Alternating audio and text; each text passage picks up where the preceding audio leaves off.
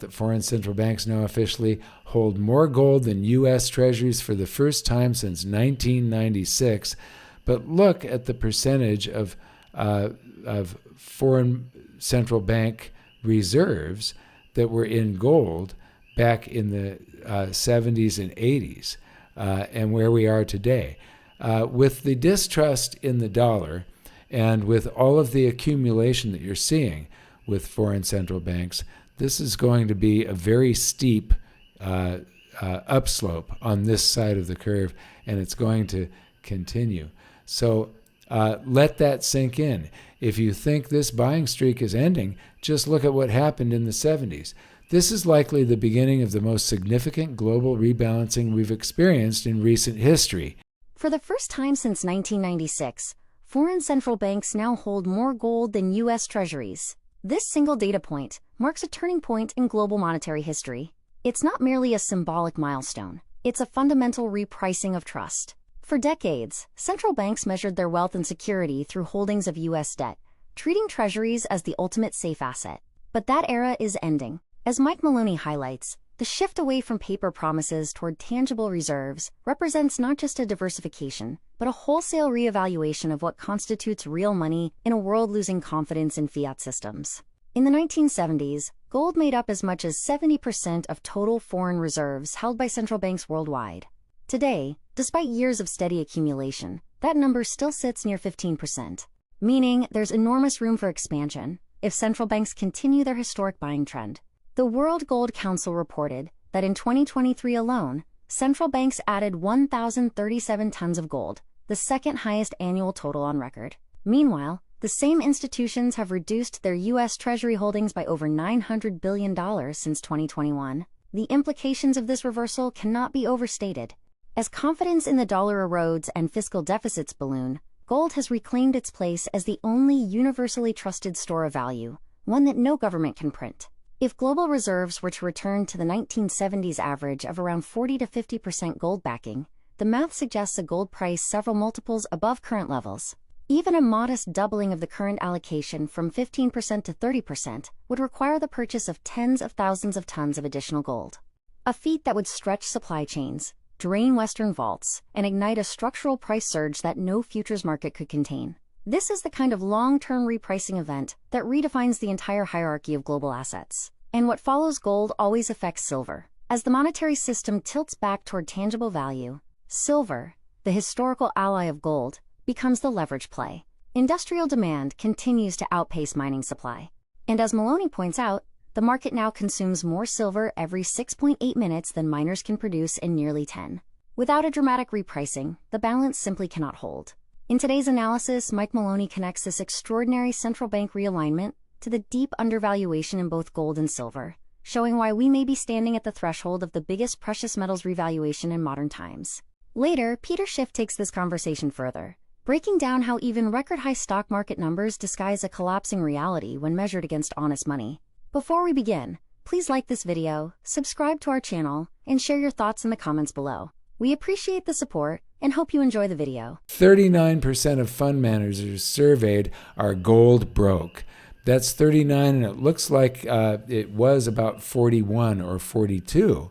It's 39, so these people that have no gold whatsoever, these fund managers, and I love this, money managers who don't know the first thing about money. They don't, because they're not buying money. They're invested in things that are everything's measured in currency to them. So 39%, 20% of them have 4% gold exposure, 16% of them 2%, 8% of them have 6%, and 6% of them have 8% or more. Only 6% have 8% or more. And I guarantee you there's going to be a day where all of them are going to have some exposure, and it's going to be at least 10%. Money managers, I don't know if they had these funds then, but brokers and so on, they didn't recommend gold back in the bull market of the 70s. It wasn't until after it was too late that they started recommending, put 20%, 25%, 30% into gold. And then that became less and less and less until it's, just 10%. And then it basically, by the year 2000, when gold was just $250 an ounce, they're saying don't put anything into gold because it's dangerous. You could lose. And because they want to sell you their products. And then you hear this fallacy of, just put 10% into gold because gold is so volatile, it's dangerous. Well, it's been the best performing asset of this century, other than cryptos, but when you start at zero, from 0 to 1 is an infinite return. So, Make Gold Great says, we mine this amount of silver every 9.6 minutes. We use this amount of silver every 6.8 minutes. This will end well. So we're using up this 6.8 minutes. We use up as much as takes 9.6 minutes to mine. Something has to give, and what has to give is price, so that this eventually slows down to match that. Or the other thing is that enough miners can go out at these, we need some astronomically high prices to cause a silver rush of miners to open up new mines. And so we need this to meet this right here. Except what's going to happen is astronomically high prices will cause a lot of the uses of silver. They're going to be very, very frugal with the uses in industry. So we might be able to use up this amount of silver every 9.6 minutes instead of every 6.8 minutes. Who knows? But these things have to reconcile eventually, and they will, and it's going to be through price. Tavi Costa points out that foreign central banks now officially hold more gold than U.S. Treasuries for the first time since 1996. But look at the percentage of foreign central bank reserves that were in gold back in the 70s and 80s, and where we are today.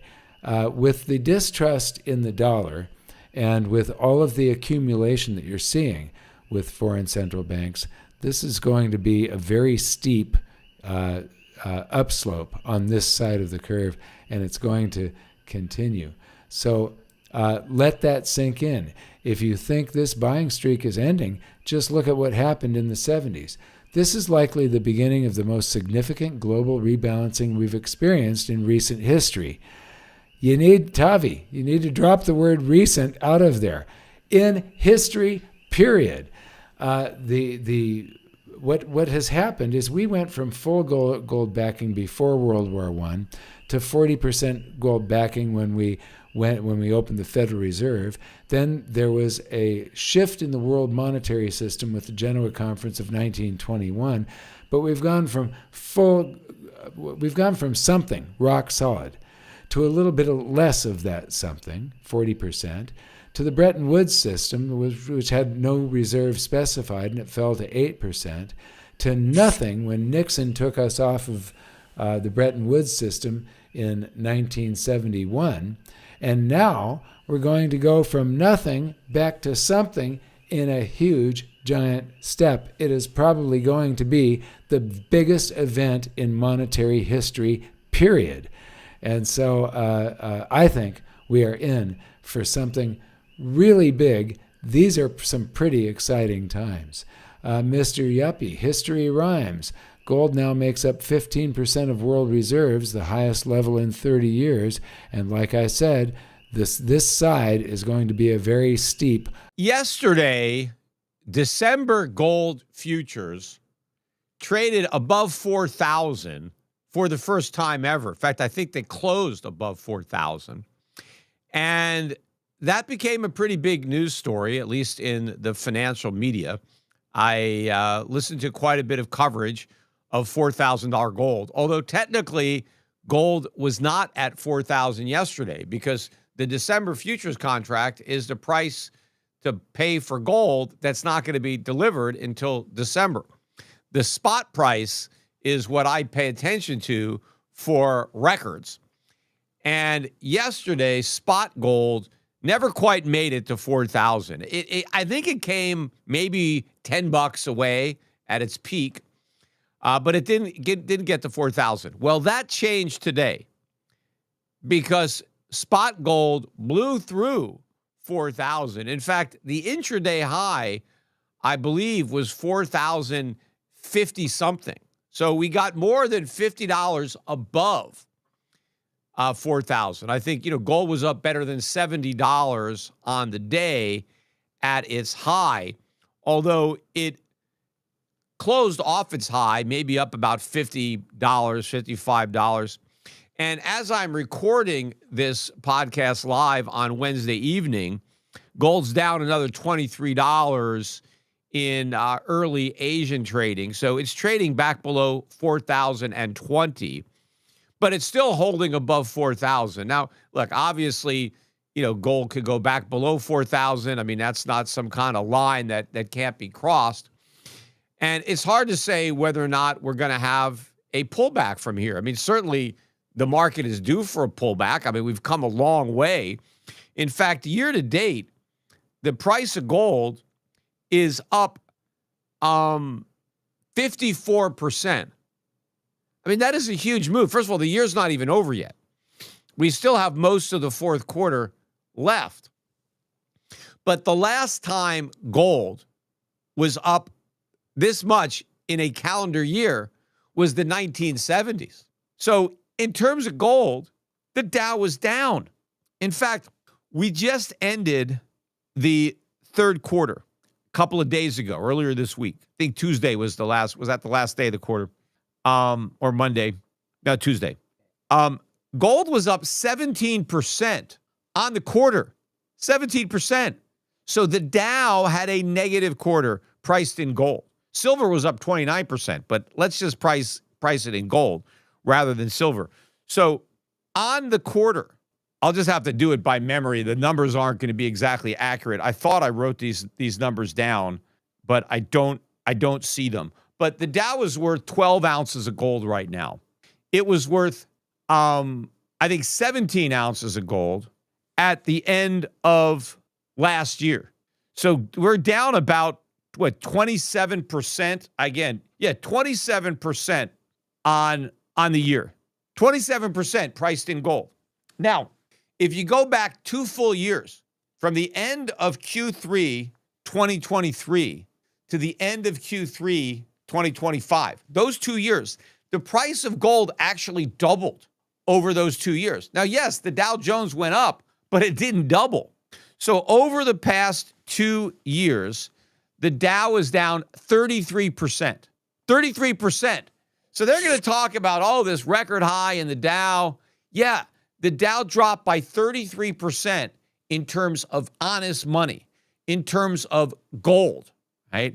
And, if you have some gold dollars that were minted by the U.S. government right before 1933, if you have, a $20 gold eagle, not even like a collector's item, not like an MS-65 uncirculated, like beautiful collector's coin, but just your run-of-the-mill coin that you could just buy at Schiff Gold that that circulated and that doesn't trade that much above its melt value, right? Just one of those. In terms of that real $20 coin, you have a 33% drop in the Dow in 2 years. Now, I've been talking about this. The bear market has been even bigger because in 2001, when the Dow was at 10,000 and gold was around 250, the Dow was worth 40 ounces of gold. Today, with the Dow almost at 50,000, it's only worth 12 ounces of gold. That is a 70% decline in 25 years. So it's all BS, right? The media wants you to think, the government wants you to think you're getting richer. You're not getting richer. The numbers are getting bigger because the money is getting smaller. The dollar is losing purchasing power. You need a lot more dollars to buy gold, and so you need more dollars to buy stocks too. But you need even more of them to buy gold than you do to buy stocks. In fact, even if you go back to the peak of 1929, that was a very overvalued stock market. The Dow was worth 19 ounces of gold in 1929. Here it is, 96 years later, the Dow was worth 12 ounces of gold. So again, that's a 33% decline. See, people think, well, we're so rich because in 1929, the Dow was 360, and now it's almost 50,000. So we must be a lot richer now. Look at all that growth when the Dow went from 360 to 47,000. You wouldn't know in terms of gold, it went down. Because in 1929, when you bought the Dow Jones, you paid in gold because the dollar was gold. So if you took the exact same dollar and assumed no numismatic value, just take the same gold that you could melt down, right? The melt value of the dollars that you paid to buy the Dow in 1929 is more than the melt value of the gold in the same dollars today. So the Dow is lower. Now, that doesn't mean you didn't make money in the stock market over 96 years. Yeah, you collected a lot of dividends, although the dividend yield recently hasn't been that great. But the point is, the price of the Dow is lower, much lower. It looks higher because the numbers are big. But again, that is the illusion created by inflation. And one of the reasons that governments love inflation, because they make you think that you're getting richer even as you're getting poorer.